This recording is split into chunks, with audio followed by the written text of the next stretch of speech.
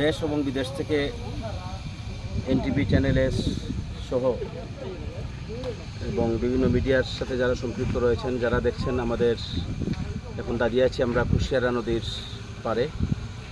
আসলে এই রাস্তাটি আমি যখন মহান জাতীয় সংসদের সদস্য ছিলাম, এই এলাকার লাখো মানুষের রাজ্য পরিবর্তনের জন্য একমাত্র রাস্তা জগন্নাথপুর বেগমপুর রাস্তা। জগন্নাথপুর থেকে বেগমপুর রাস্তার দূরত্ব মাত্র 26 কিলোমিটার। আমি নির্বাচিত হওয়ার আগ পর্যন্ত এই রাস্তা দিয়ে গাড়ি চলাচল করতো না, ব্রিজেরও অভাব ছিল, যে কারণে 32 কোটি টাকা সেন্সর করে রাস্তাটি আমি কমপ্লিট করে গিয়েছিলাম।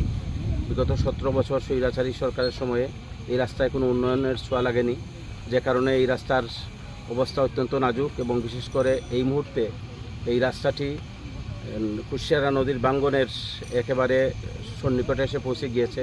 হয়তো 2-1 দিনের মধ্যেই এই রাস্তাটি বিলীন হয়ে যাবে, তাহলে লাখো মানুষের ভোগান্তির চরম পর্যায়ে পৌঁছে যাবে। এই মানুষের ভোগান্তি থেকে রক্ষা করার জন্য আমরা আজকে বাংলাদেশ খেলাফত মজলিসের উদ্যোগে 9 নম্বর পাইলগাঁও এবং 8 নম্বর আশারকান্দি ইউনিয়নের যৌথ উদ্যোগে মানববন্ধন করলাম।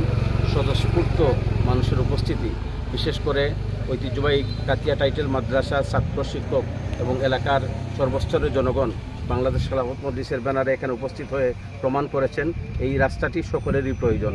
এখানে শিক্ষক শিক্ষার্থী সকল মানুষের, শুধু অসুস্থ মানুষই শুধু নয়, এখানে সিলেট যেতে হলে, ঢাকা যেতে হলে এই রাস্তাটি ব্যবহার করতে হয়, জগন্নাথপুর যেতে হলে এই রাস্তা দরকার, রাস্তা বিভাগীয় শহর সিলেটে যেতে হলে এই রাস্তা একমাত্র রাস্তা।